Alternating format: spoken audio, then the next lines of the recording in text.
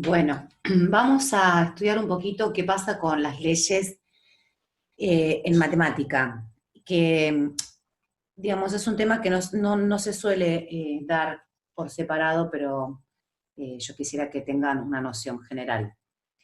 Las leyes serían como las reglas del juego de la matemática. Es como, son muy lógicas, pero es fundamental que las comprendan para que puedan entender el comportamiento o el cumplimiento de estas leyes en los distintos conjuntos. Es decir, cada conjunto numérico, naturales, enteros, racionales, reales, con cada operación, suma, resta, multiplicación, división, puede o no cumplir las distintas leyes. Pero es interesante esto. Cuando ustedes aprenden un juego de cartas, por ejemplo, es muy común que cada uno juegue a su manera porque por lo general se aprende de alguien que te explicó o de ver cómo juegan otros. Es raro ir al reglamento del juego. A veces se producen grandes peleas, grandes discusiones, porque no es así, es asá, no, yo lo juego así, yo lo juego así. No se puede jugar como uno quiere. Hay un reglamento para cada juego. Y el tema es que muchas veces nos olvidamos de ir a las fuentes, que es donde está la verdad.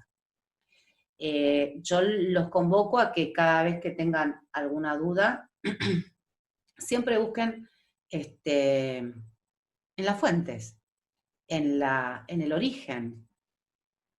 En este caso yo me voy a concentrar o vamos a focalizar en las leyes para la suma de enteros.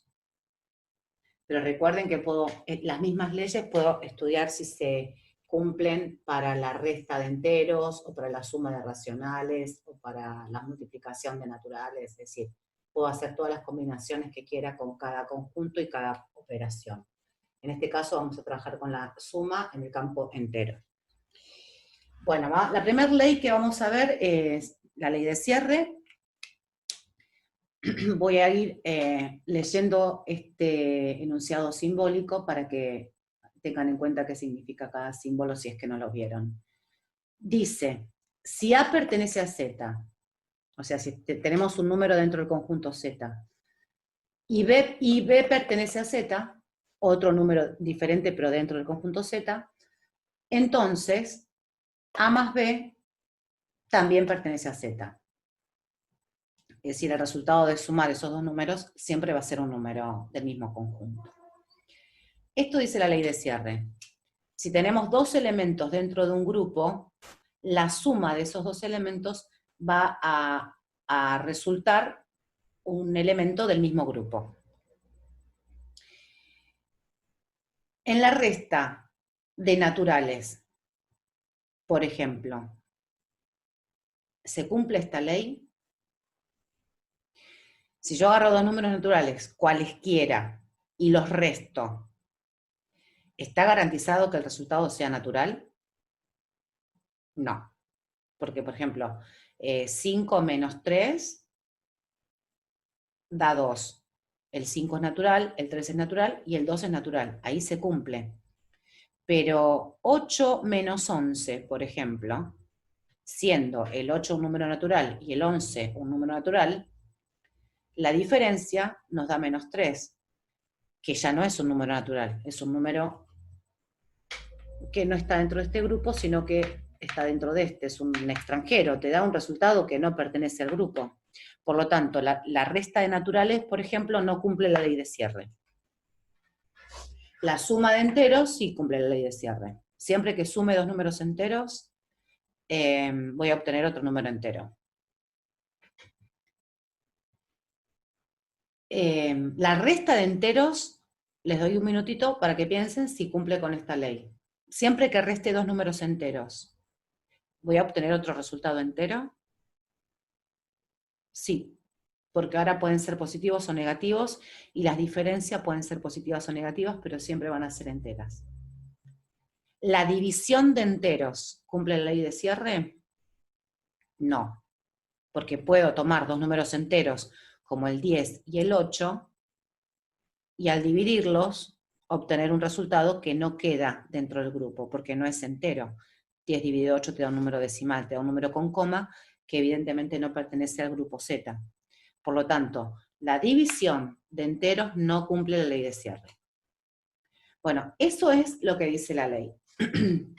Después, una vez que ustedes saben lo que dice cada ley, evaluar el cumplimiento de esa ley ya depende de cada uno, en el contexto en el que se quiera mover. Pero es importante saber qué dice cada ley. Vamos a la ley conmutativa. ¿Qué dice la ley conmutativa? Para todo A que pertenece a Z y para todo B que pertenece a Z, entonces A más B es igual a B más A. El símbolo está A, que está A mayúscula imprenta haciendo la vertical, es un símbolo matemático, significa para todo. Es otra forma de escribir, ¿no? Pero lo importante es que la conmutativa permite cambiar de lugar los elementos de la operación. En este caso, los sumandos. Así que bueno, 5 más 3, obviamente da lo mismo que 3 más 5, 8 más menos 2, da lo mismo que menos 2 más 8, etcétera, etcétera, etcétera. Siempre voy a poder cambiar de lugar los sumandos. No son conmutativas las restas. Cuando hago 10 menos 5, 10 menos 8, obtengo 2, pero cuando invierto y hago 8 menos 10, obtengo menos 2, que es un resultado diferente. Por lo tanto, la resta no es conmutativa, la división tampoco es conmutativa, en general. Las sumas y las multiplicaciones son conmutativas en todos los grupos. Bueno, ¿qué dice la ley asociativa? Dice, para todo A que pertenece a Z, para todo B que pertenece a Z y para todo C que pertenece a Z, acá estoy presentando, digamos, a los protagonistas. Son 3 números enteros, A, B y C. Lo que dice la ley asociativa es que, dados entonces 3 números enteros, yo puedo agruparlos de distintas maneras y el resultado se va a mantener igual. Es decir, que puedo hacer A más B más C, asociando primero A y B, o puedo hacer A más B más C asociando B y C. Ejemplo. Tenemos 5 más 4 más 1, 5 más 4 más 1. Asocio el 5 y el 4 acá, y asocio el 4 y el 1 acá. Y lo que vamos a ver es que 9 más 1 te da lo mismo que 5 más 5. Por lo tanto, yo puedo asociar los elementos de la manera en que quiera y el resultado va a ser siempre el mismo. Eso es lo que dice la ley asociativa. La pregunta para que piensen un minuto es, ¿la resta es asociativa? Pueden hacer un ejemplo mientras lo van analizando con los números que ustedes quieran para descubrir si la resta es conmutativa o no. Perdón, es asociativa o no. Bueno, van a ver que no les da lo mismo porque la resta no es asociativa. Generalmente pasa lo mismo que en la conmutativa. La suma y la multiplicación sí son asociativas y la división y la resta no son asociativas. Si jugaron alguna vez al... a ver, ¿cómo se llama este juego? Al chinchón, por ejemplo, cuando ustedes tienen varias cartas y tienen que sumar lo que les quedó porque alguien cortó antes que ustedes, por ejemplo, les quedaron estas 3 cartas. 3, 1, 7, y 6. Ustedes tienen que sumar los puntos que les quedaron. Ustedes pueden hacer 3 más 1, 4, 4 en el orden en que aparecen, pero es muy común que uno asocie los que dan números redondos. Por ejemplo, el 7 con el 3, que sé que suman 10. Entonces, agarro esta carta con esta carta y digo, tengo 10 por acá, 16, 17. Bueno, sumaron más rápido. Lo que están haciendo en ese caso es conmutar y asociar. Conmutar porque cambian de lugar las cartas y agrupan según les conviene para hacer la cuenta un poco más fácil. Así que bueno, esa es una de las aplicaciones prácticas de las leyes conmutativa y asociativa que prácticamente usamos todo el tiempo sin darnos cuenta.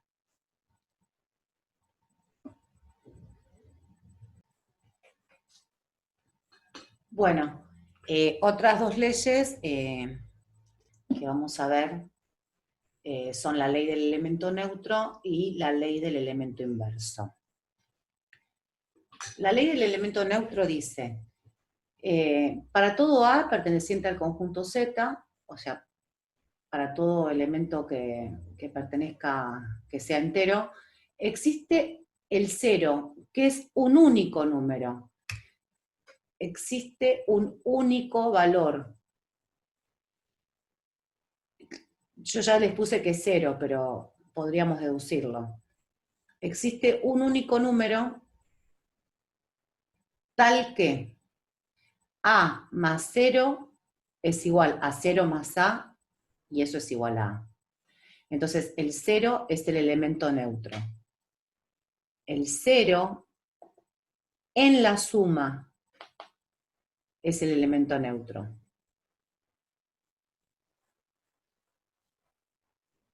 Es único. En todo el conjunto entero no hay otro número que sumado a los demás los dejen invariables.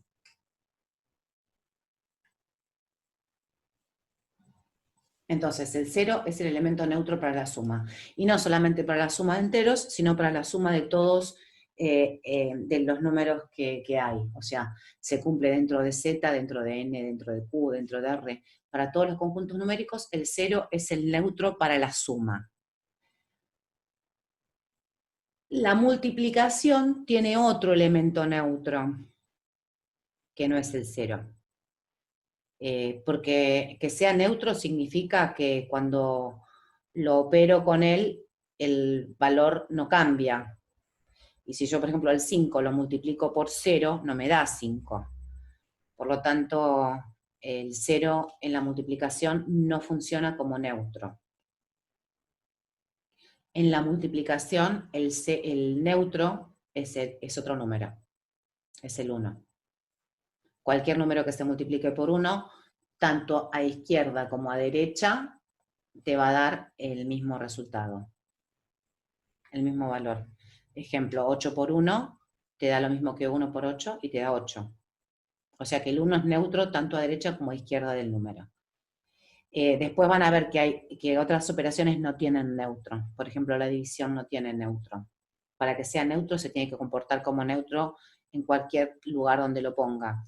Y en la división lo que nos ocurre es que, por ejemplo, 5 dividido 1 es 5. Pero 1 dividido 5 no es 5. Por lo tanto, el 1 es neutro solo a derecha. Cuando está a la derecha del número sí funciona como neutro y deja invariable al número. A la izquierda no es neutro. Por lo tanto, la división se dice que no tiene elemento neutro. Bueno, y el elemento inverso dice que para todo número entero existe otro número entero que también es único. Yo ya le puse el signo menos a, que también es entero, tal que a más menos a es igual a menos a más a, y eso es igual a 0. Quiere decir que para todo número entero existe un inverso que lo neutraliza. O sea que operado con él da 0. Ejemplo. 5 más ¿qué número? Te da 0. En la suma el neutro es 0. Por lo tanto, yo estoy buscando un número que sumado a 5 dé por resultado el neutro. Estoy buscando el antídoto del 5, aquel elemento que lo va a neutralizar. ¿Cuál sería? Menos 5.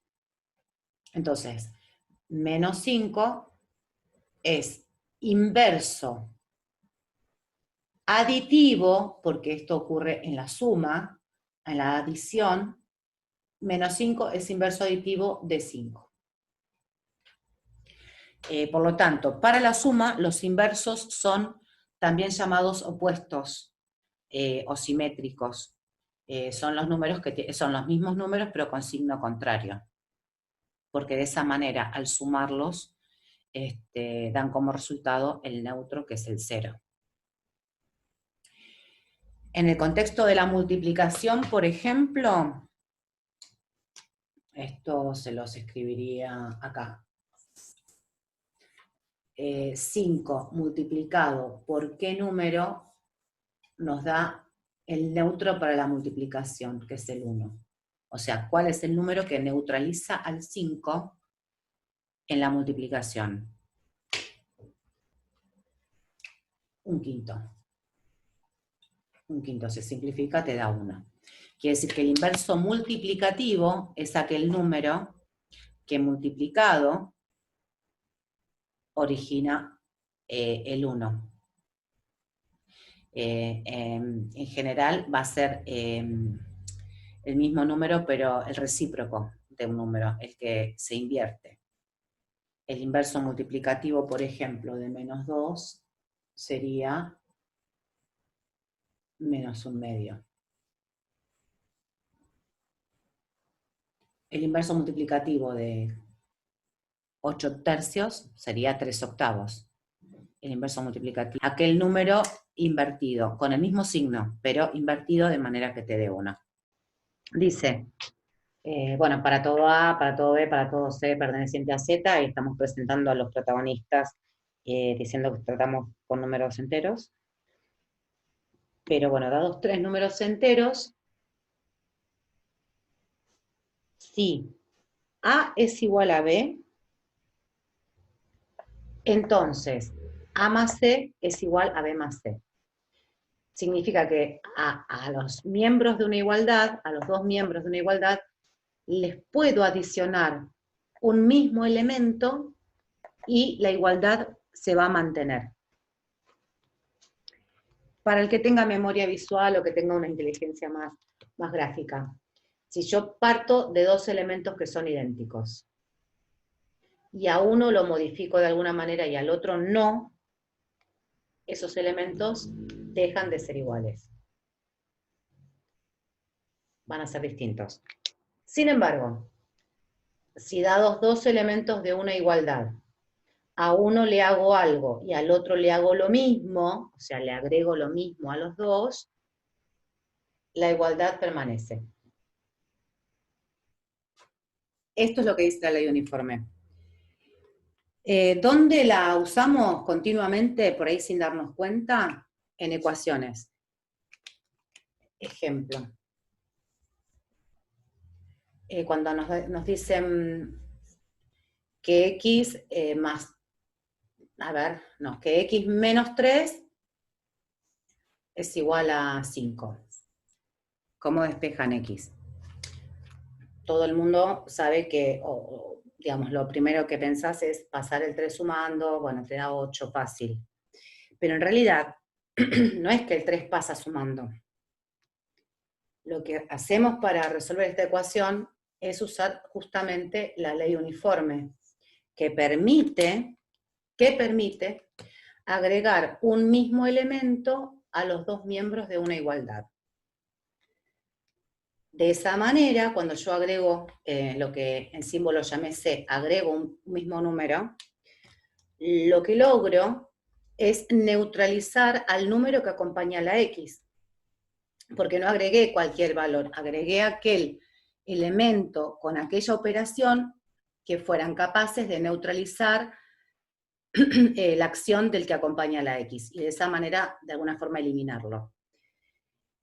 Al neutralizarse, en el siguiente paso, y aplicando una ley que es la cancelativa, que la voy a dar después, y si no, usando la ley del elemento inverso, debo 3, tengo 3, va a dar 0, y x más 0 va a dar x, elemento inverso y elemento neutro. Por lo tanto, estos 3 desaparecen, y el único que tengo que resolver es el que está en el segundo miembro, que te estaría dando el 8 que soluciona la ecuación, ¿no? Porque si la x vale 8, esto se verifica. 8 menos 3 da 5. X tiene que valer 8. Con lo cual, cuando resuelven una ecuación, no es que el 3 pasa, o el número que ustedes quieran eliminar de un miembro pasa al otro. En realidad, lo que se hace es, por la ley uniforme, agregar un número De manera que neutraliza el que quiero eliminar. Al neutralizarlo, lo elimino. ¿Vieron? Y por eso desaparece de acá. Pero no es el mismo 3 el que aparece sumando. Es un 3 que yo agregué con la propiedad uniforme. Esa es una de las utilidades. Y bueno, y la otra cara de la moneda, digamos, la otra propiedad que va de la mano, es la ley cancelativa, que es digamos, de alguna forma la antagonista, ¿no? Dice lo contrario. La cancelativa dice que si A más C es igual a B más C, podríamos concluir que A es igual a B. Ejemplo, si X más 5 es igual a 10 más 5, puedo cancelar y concluir que X vale 10.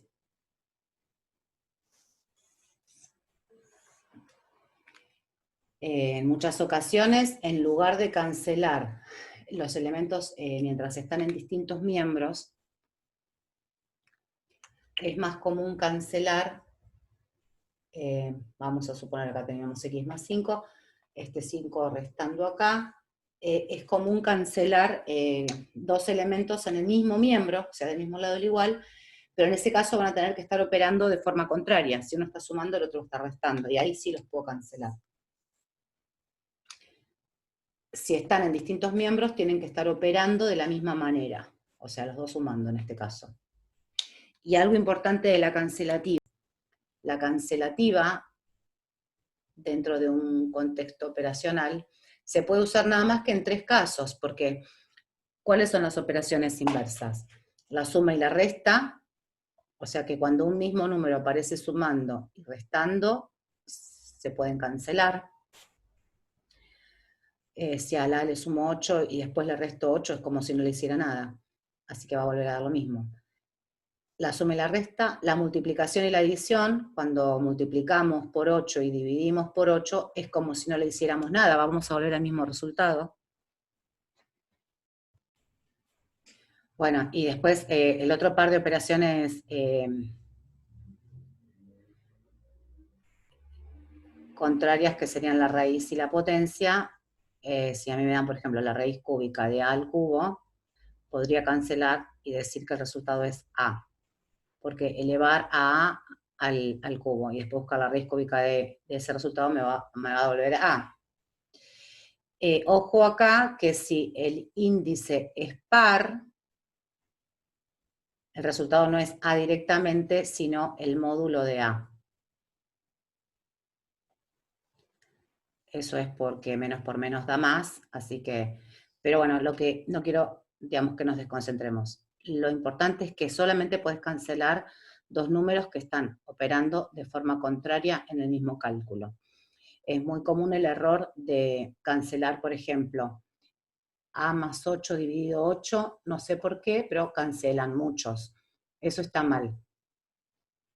Porque este 8 está sumando y este 8 está dividiendo. No están haciendo cosas contrarias y no se están neutralizando mutuamente para que eso pueda pasar. Así que, bueno, eso por ejemplo está mal.